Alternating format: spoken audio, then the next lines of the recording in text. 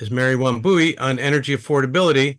The other two speakers in the series are Vernon coming up on August 21st. His topic is climate resilience and climate justice, and Hassan in September on green jobs are good jobs. So my name is Fred Davis. I'm a member of the MCAN board, and I want to just make a little welcoming speech here. Many of you have not been involved with MCAN before, so I really want this to be welcoming. MCAN has been around for over 20 years, probably the oldest. We're pretty sure it's the climate organization in Massachusetts that is the oldest. And so many of you have been involved with MCAN over the years, but for everyone else, I hope it's in your future. So it may be in your past, but I want it to be in your future. You and your community. So MCAN is community-based. We consist of many sorts of people, many sorts of operations, but many of them are local, municipal-based climate active groups. So whatever your town, I suggest you, in municipality, you may want to participate through your municipality or not. Either way is fine.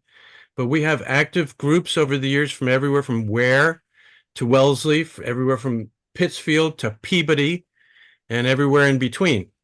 So welcome, welcome, and I hope MCAN is in your future. MCAN embraces diversity, equity, and inclusion and is proud to present this speaker series, which is raising perspectives, addressing climate change, and seeking an equitable future.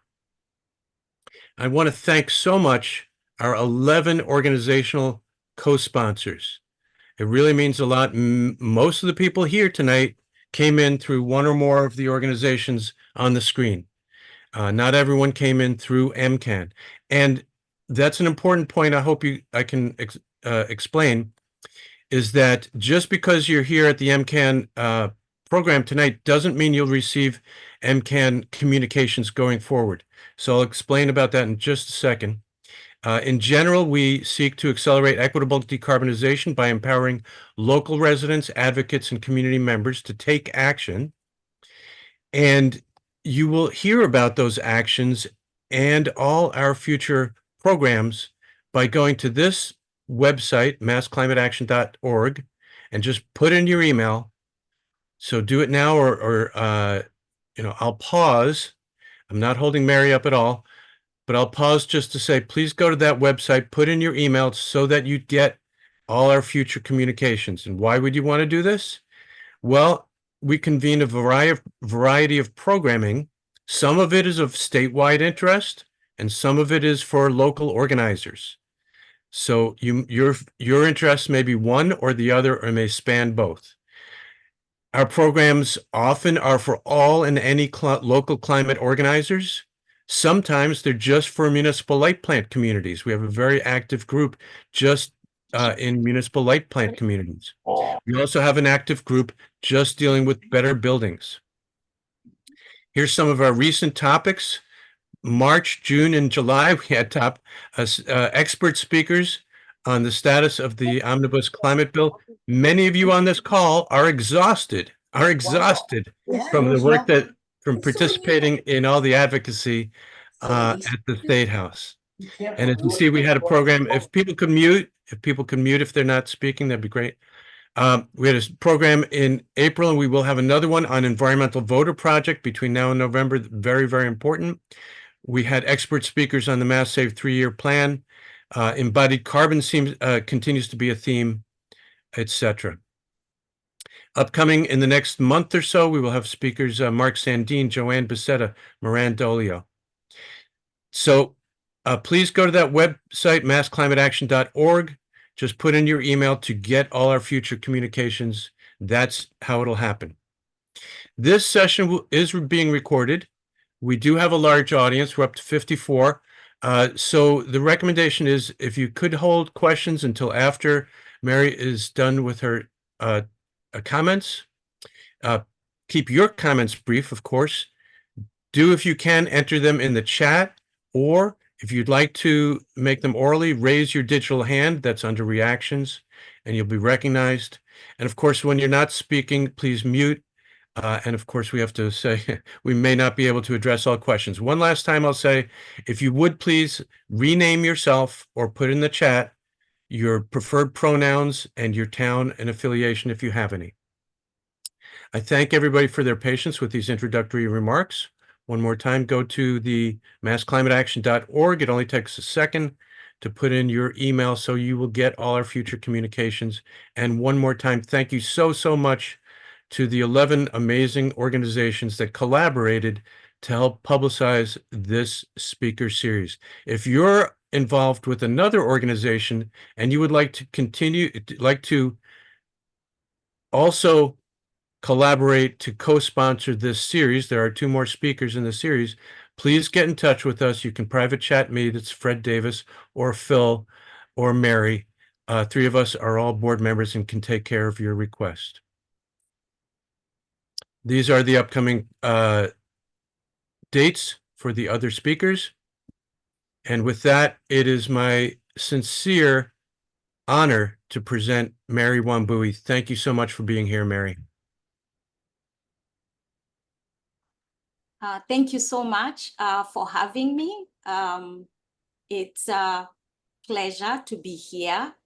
And I want to appreciate everyone who created time to talk about power and justice and equity in the clean energy transition. A little bit about me. I work for the Roman Catholic Archdiocese of Boston. I am an asset manager. So my main job is to preserve affordability in housing that is specifically produced so that housing can be affordable for generations. I am also working at the intersection of health, housing, and climate. I represent residential consumers at the Massachusetts Energy Efficiency Advisory Council. I co-chair its Energy Equity Working Group, and most recently, I am part of the newly formed Energy Transformation Advisory Board. And with those few words, I'm going to begin my short presentation. So I'm not going to say anything new or anything that you do not already know. I've been doing research on energy affordability, and I am surprised that these same issues of energy affordability were a big issue in the 80s. So, and it's made me think, why do we really have to go through this cycle every few generations or every few decades? Why can't we do something once and for all? And so I'm not an energy expert. I am a community member. And yeah, I live in Lowell, Massachusetts. And the views you will hear are my own thoughts and reflections as I continue to engage in the energy landscape in Massachusetts and beyond. Thank you. Let's see.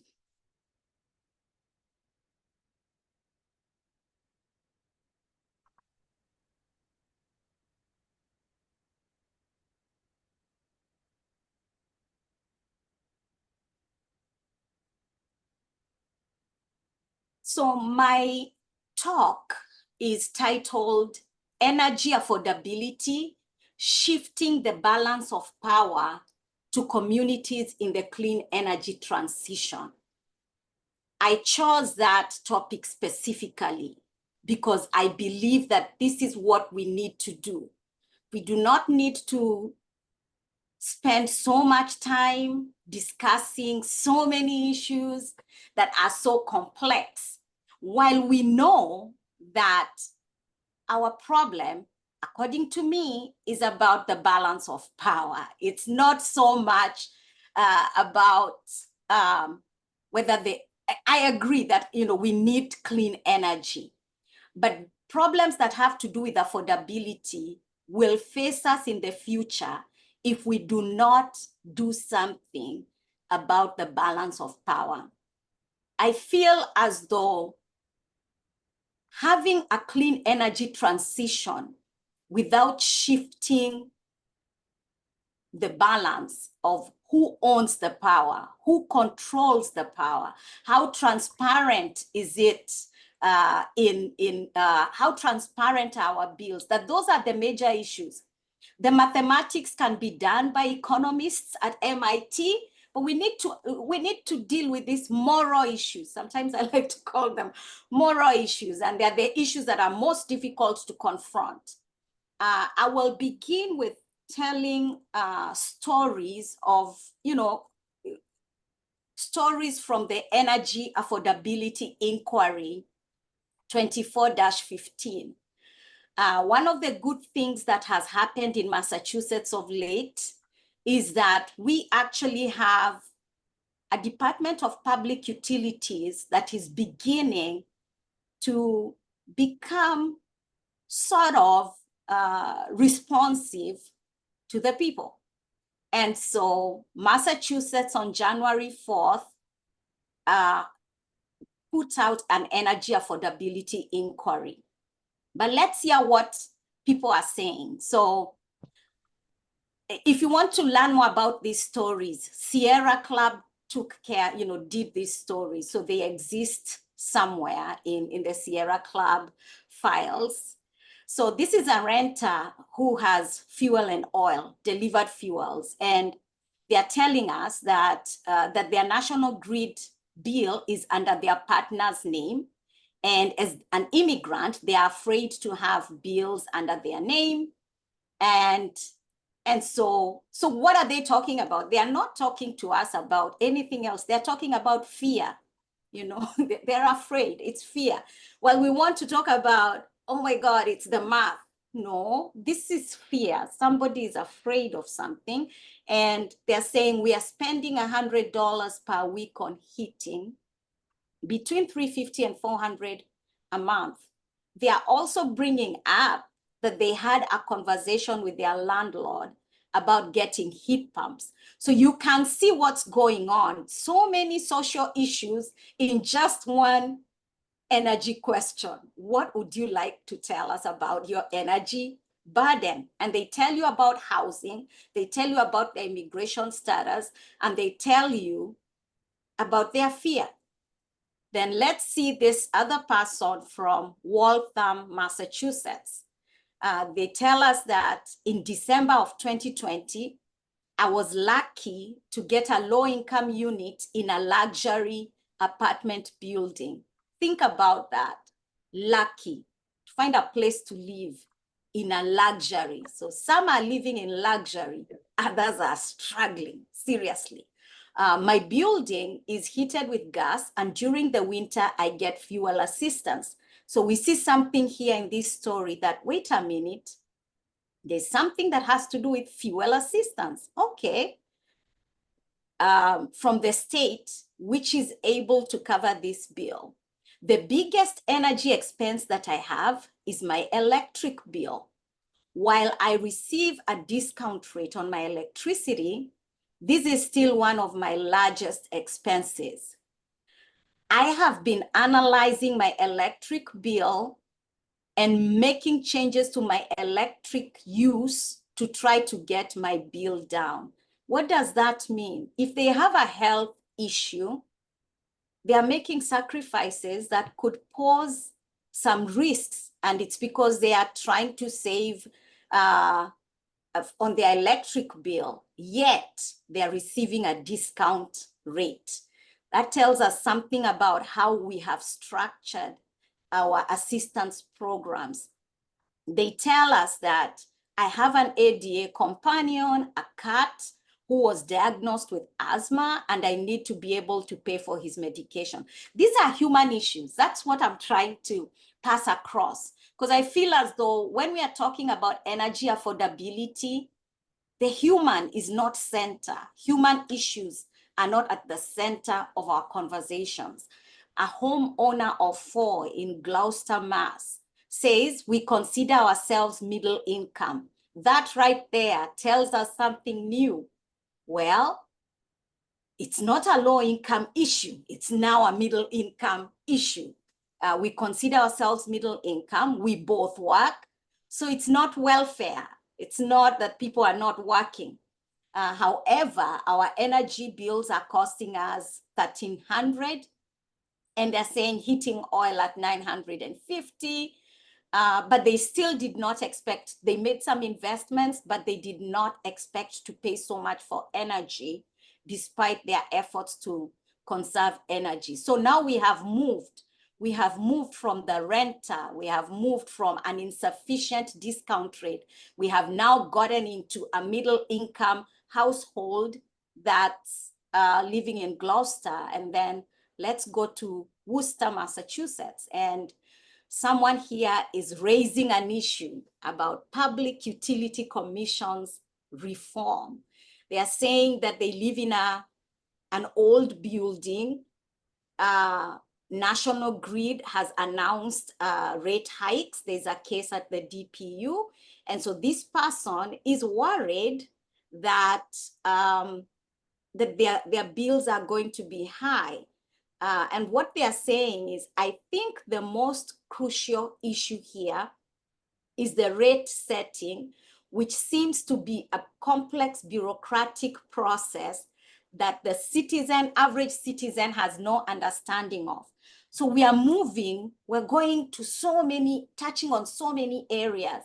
And the only question that had been asked was, how high is your energy bill? We have moved from housing, we have gone to politics, we have gone to state programs, we have moved from low income, we have gone to immigrants, and we have gone to middle income households. I wanted to share these stories because stories don't get told during Department of Public Utilities deliberations. You have energy lawyers, you have people who are really smart, and the things that they talk about are very smart issues.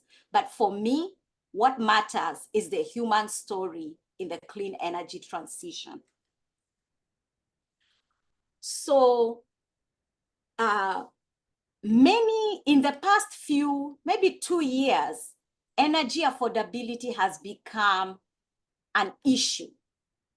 Everyone is talking about it.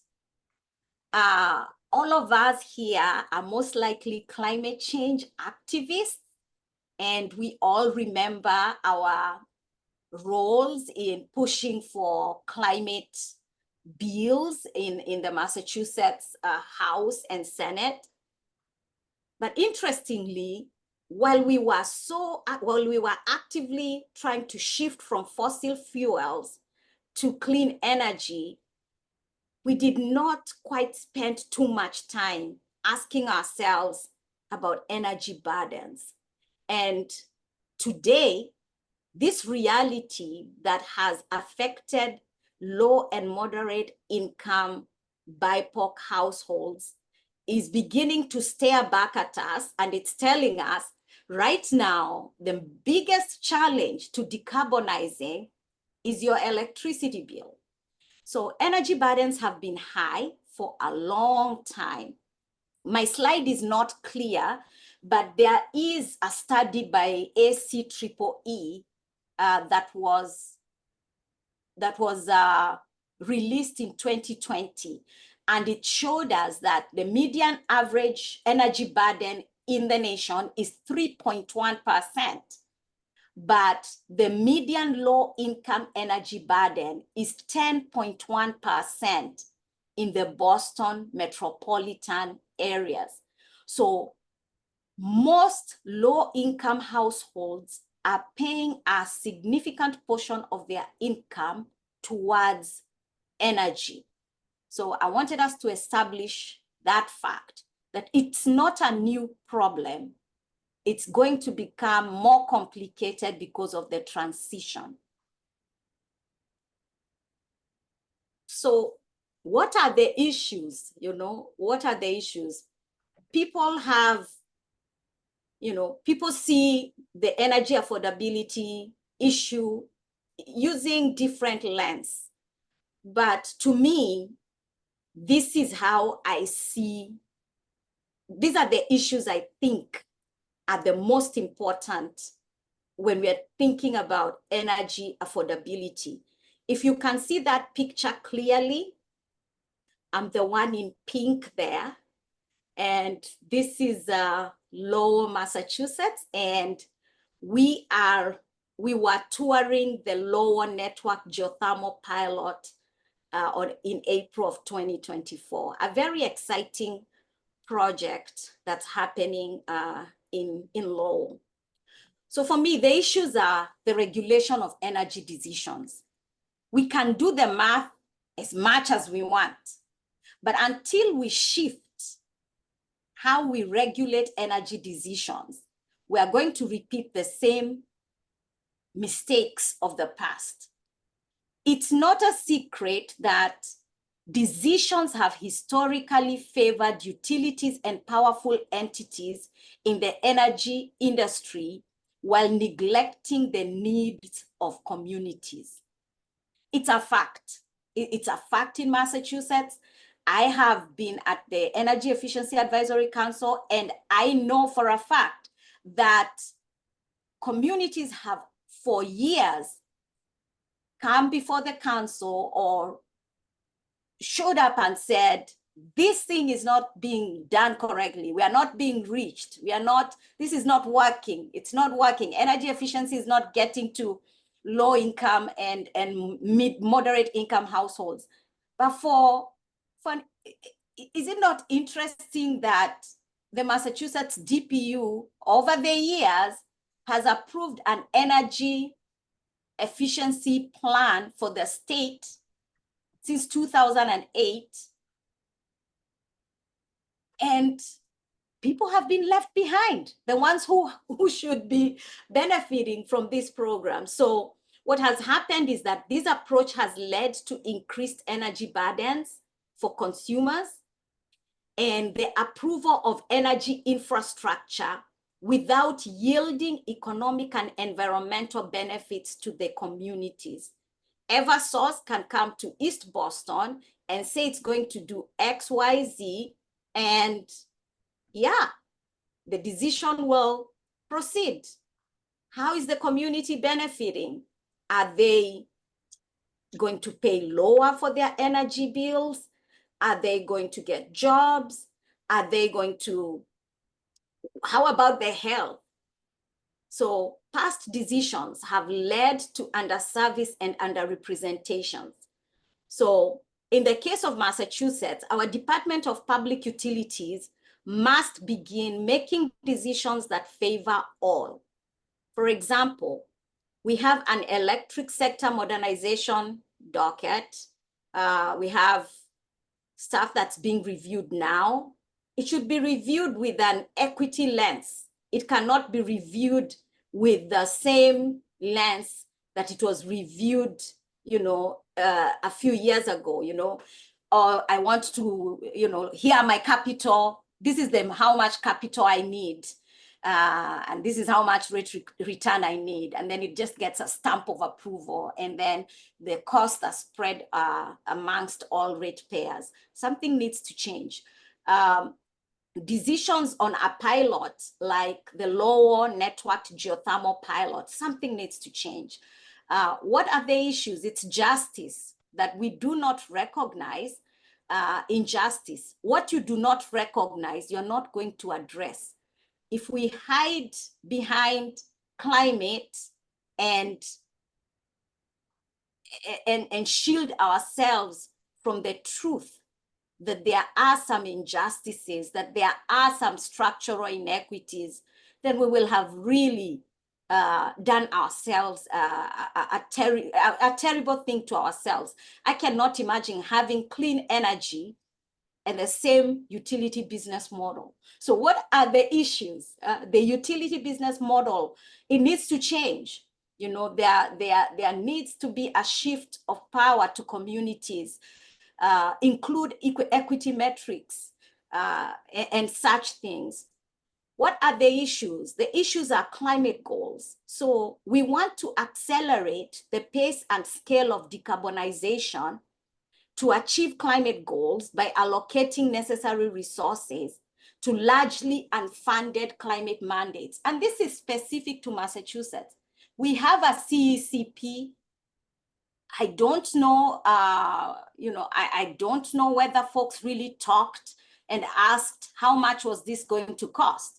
For example, right now, before the Energy Efficiency Advisory Council and the Massachusetts program administrators have a state draft plan, and the draft plan would like to reduce 1 million metric tons of GHG. But reducing 1 million metric tons of GHG cannot be more important than reducing the energy burdens of thousands of households in Massachusetts that are heating with delivered fuels. We have an opportunity, and we need to ask ourselves difficult questions and make difficult choices. So it cannot just be about climate goals.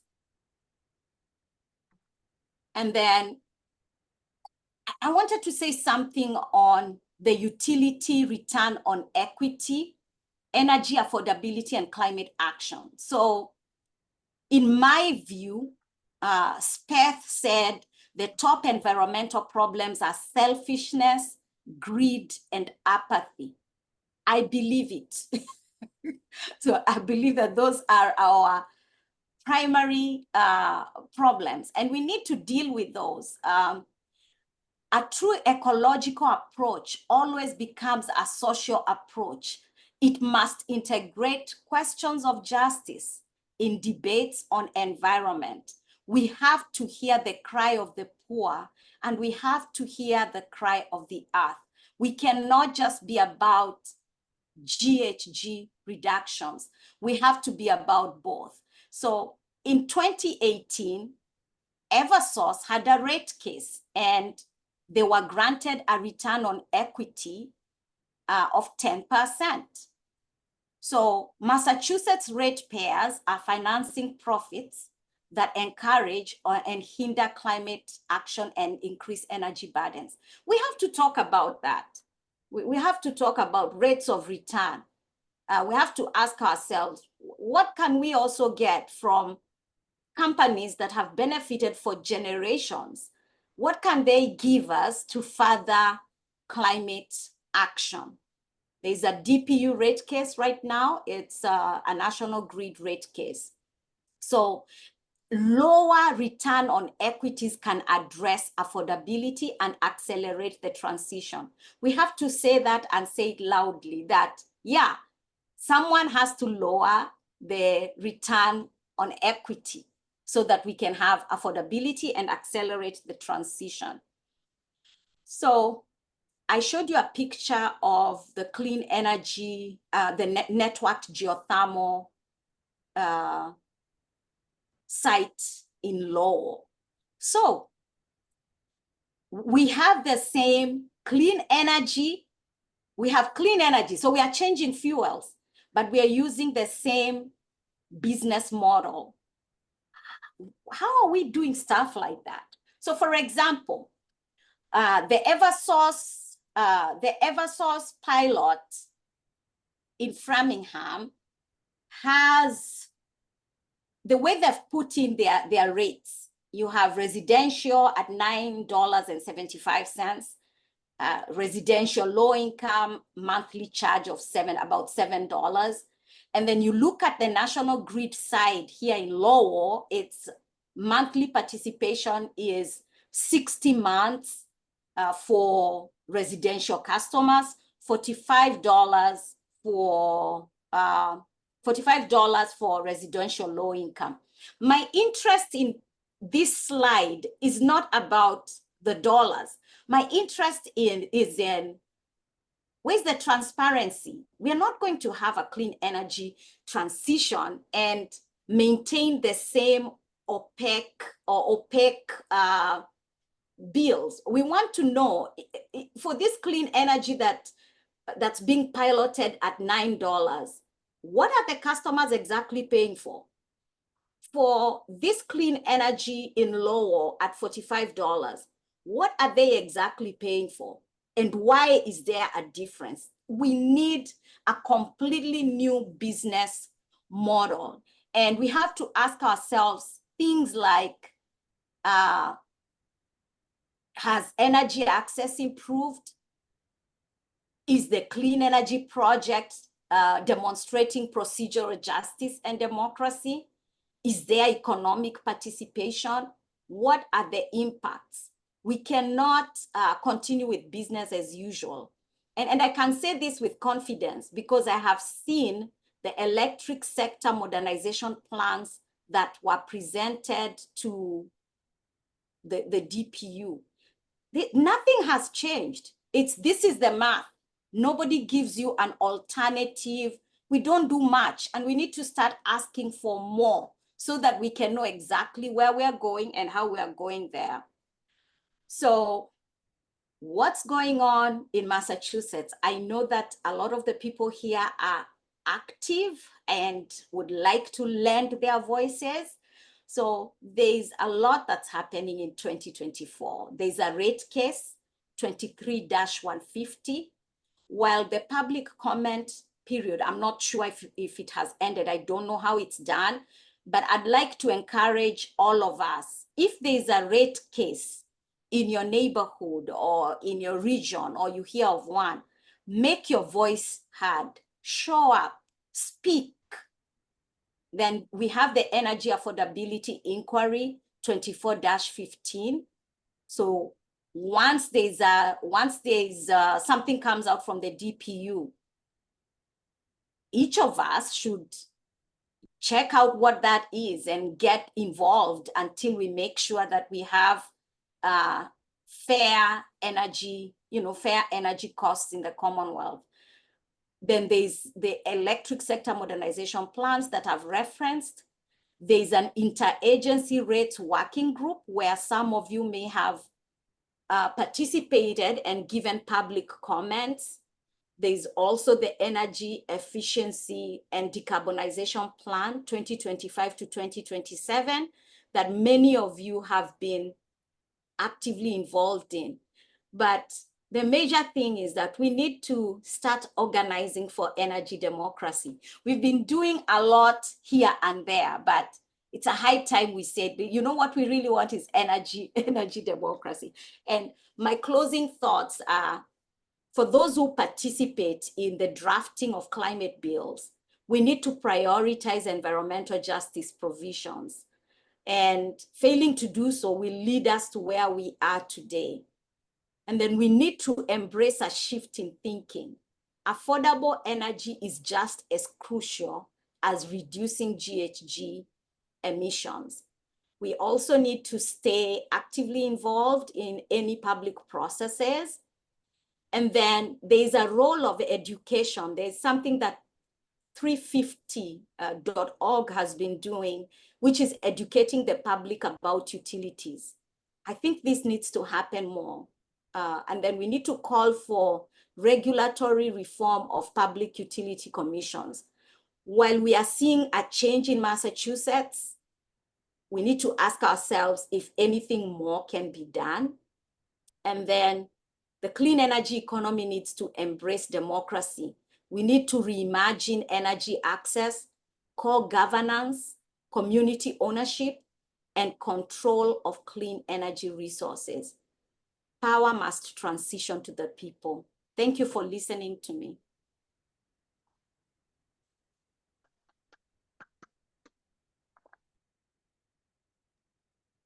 Bravo, bravo. And I mean that in most sincere terms. And also I want to find where do I push the button. There we go. Clap hands electronically too.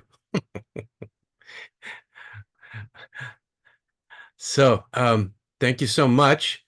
A lot there to work with, and I hope people will have a lot of comments and discussion. Is there anything particularly you want to start off with, Mary, in terms of asking people or engaging people, or should we just start off with questions as Phil sees them?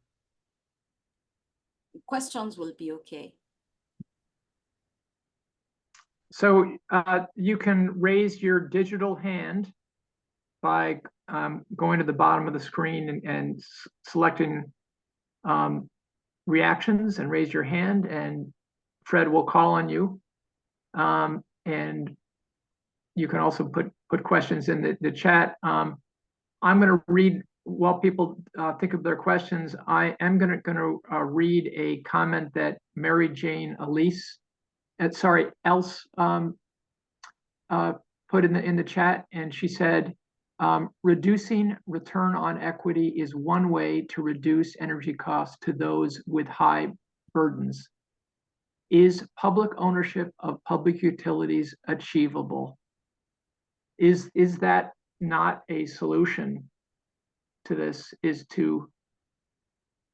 If the utilities in Massachusetts were public instead of investor-owned utilities, would that solve the problem? I don't think it's so much about making them public. I think we can embrace both principles, that you can do business and you can do business in a fair manner. So it's possible to have, to have partnerships, to work together, to have co-ownership. It's not, the issues I'm addressing are issues of principles. The principle of justice can be neglected in a public enterprise if the majority of the people in the public enterprise don't care about justice. So it's not so much shift from investor-owned utilities. It's about values and meeting at the place where the end product is acceptable for both sides.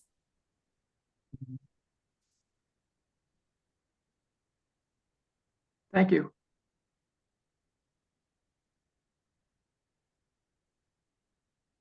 Anybody else raise their digital hand or raise their real hand?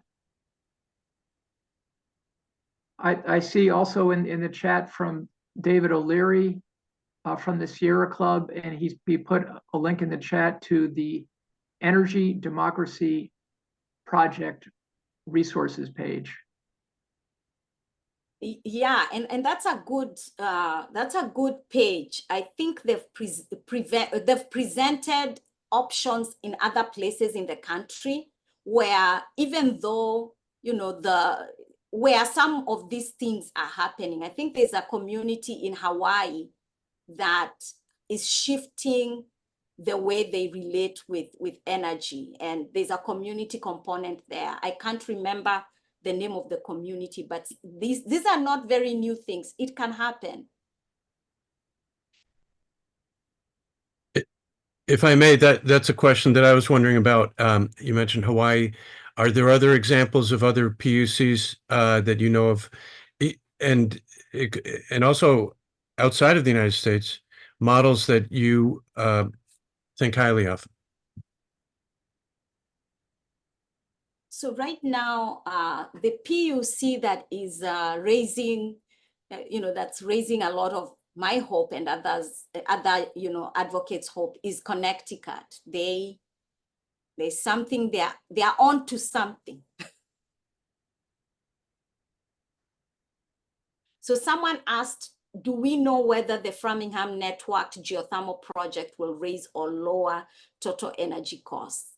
And my issue is not whether it will lower or lower energy costs. The issue here is transparency, because they can come and tell you it's going to be $10, and then after 10 years they can come and tell you now it's $70. How do we? The idea that we don't really know what we are paying for, when we know a little bit, but there's a lot of opaqueness, because a pilot in Framingham has a $10 per month, subscription. A pilot in Lowell has $45 per month networked geothermal subscription. I'm only asking why the change. I mean, what's going on? What am I paying for? These are the things we need to know. Transparent bills.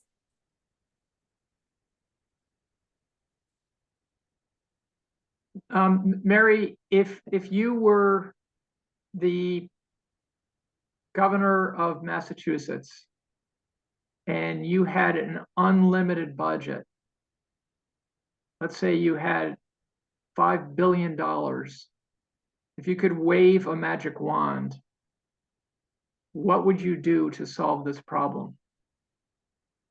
Wow. So I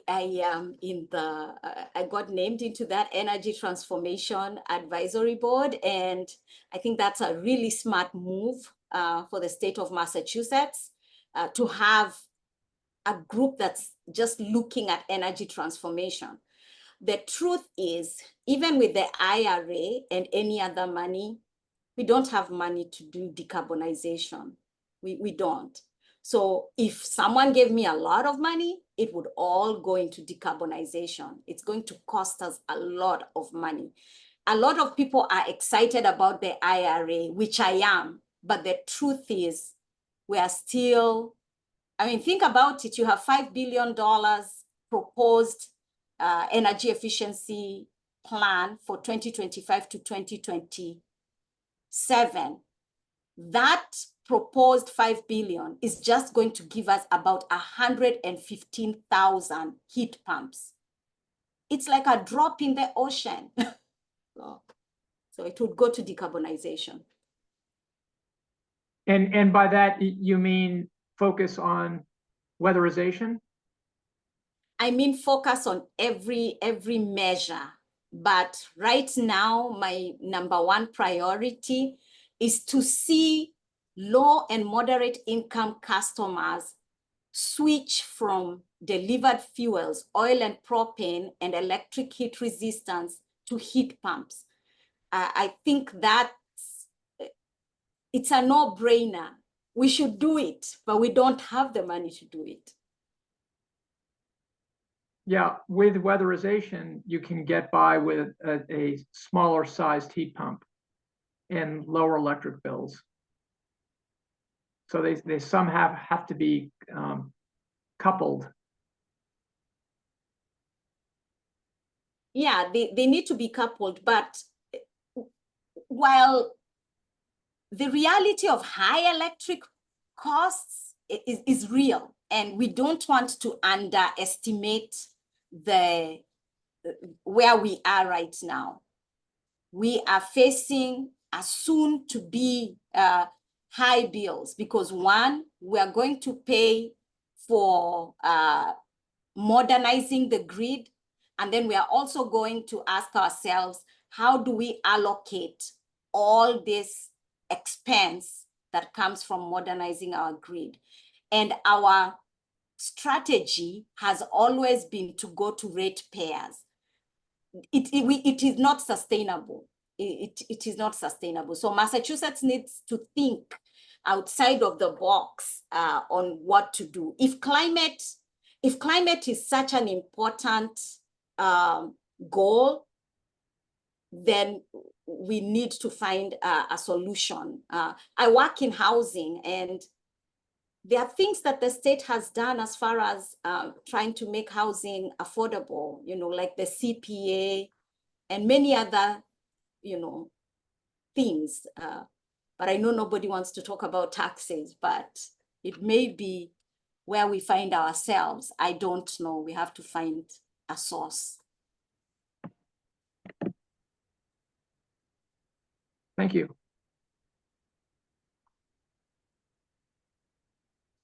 You want me to pick up on some other chat questions? Yes, please, Fred. Very good. So Strad, okay, now they're coming in. Okay, Strad Engler says, who is the resource that can help us, the lay people, understand these issues and make the intelligent contributions? It reminds me of legislation with people who actively track and share opportunities to participate. Reminds me of legislation. Okay, is there something similar in this area? don't think so, but I'm hoping organizations like MCAN, 350 Mass, and others can take on that as something to do towards energy affordability. Right. I would say, so as I said, MCAN has been around for over 20 years.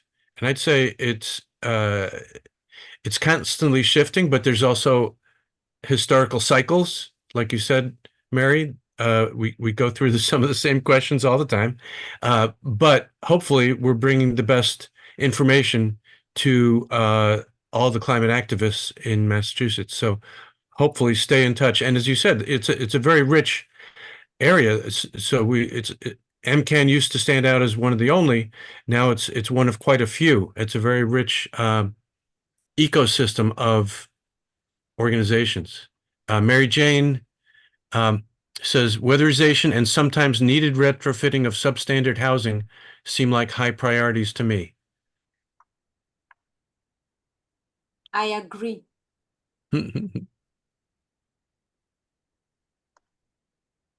Phil, you want to keep going? Let's see. I'm just still catching up on the chat. Well, I see Martin Omasta. And by the way, if people want to just unmute themselves at this point, we can do that. But we'll keep reading from the chat. Martin says, in terms of requesting that folks, quote, reduce their return on equity, who specifically are we targeting that toward? And what specific asks are we looking from them to reduce that return? So I'm not very sure how I can answer that question. I believe it may be connected to like the existing case with National Grid, who have requested the DPU to approve an increase in their electric base spend. So what it is that we need to participate in these public processes. I personally participated in the National Grid public process and gave testimony as an affected person.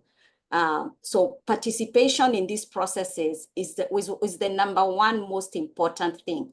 Of course, there are op-eds, and nowadays the Department of Public Utilities is actually going out to meet the people. So many can show up there and talk about what the things that interest you, including things like rate of returns or returns on equity.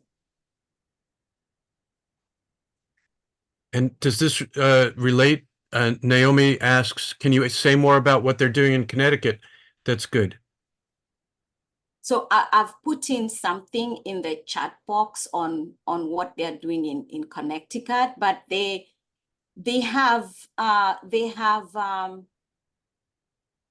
story will tell it all. They have identified equity as a priority in the way they do business. So it's part, they have a framework. So we don't yet have that framework, even though the Massachusetts Department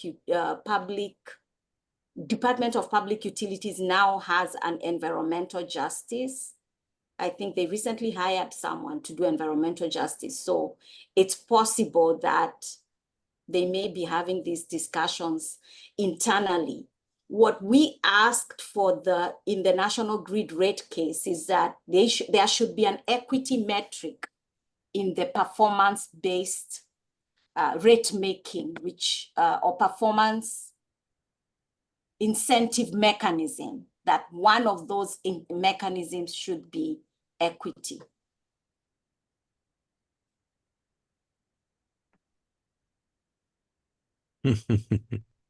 I see that David O'Leary posted a link to a blog post on some of the background on return on equity.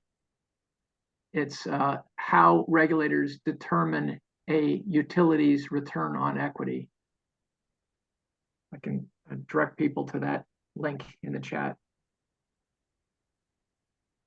But I think that's key, is somehow incorporate equity into the performance metric of utilities.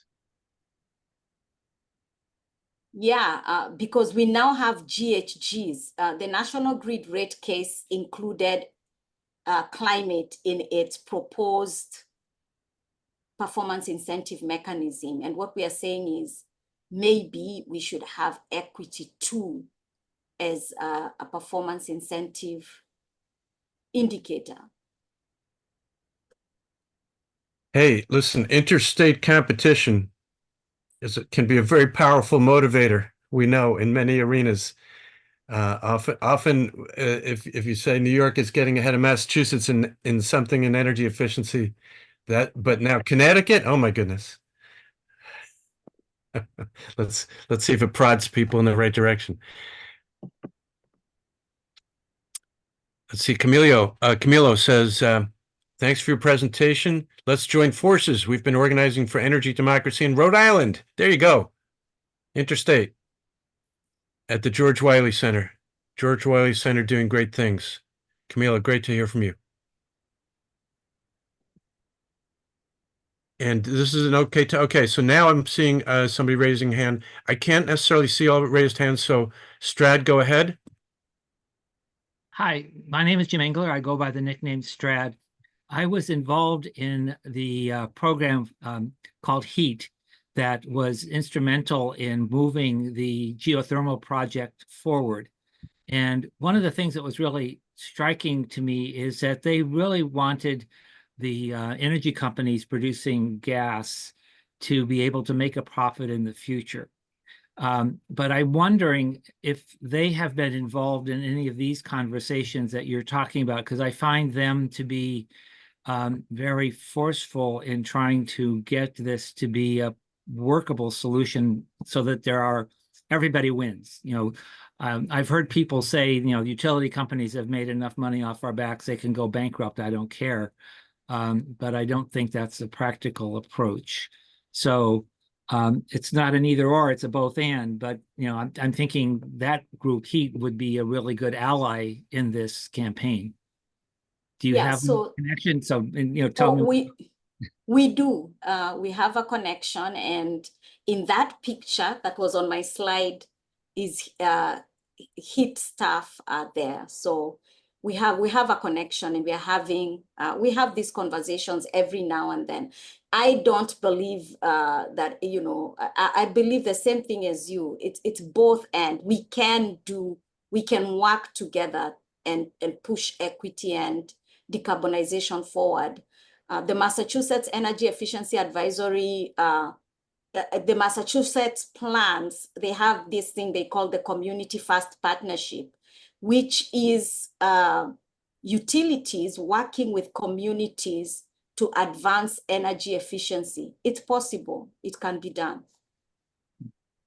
Thank you.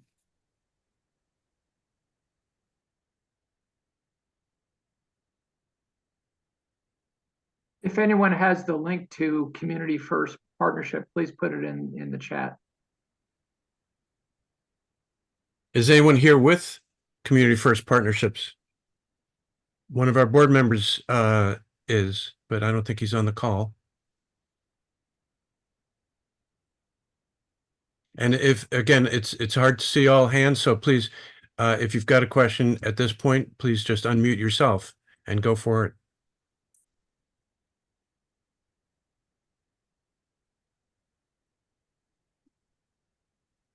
And we have about 2 minutes, Fred. Well, I want to thank everyone for being here tonight. Hot evening in the middle of the summer. I hope folks will come back to our subsequent meetings to hear from Vernon and Hassan. And again, please sign up at massclimateaction.org to get all our communications. We look forward to being in touch. Please be in touch with us. And again, it's been a huge honor to have you here, Mary. I really appreciate it, you taking the time and laying out your thoughts. I hope it gives me a lot to think about, and I think I speak for all of us.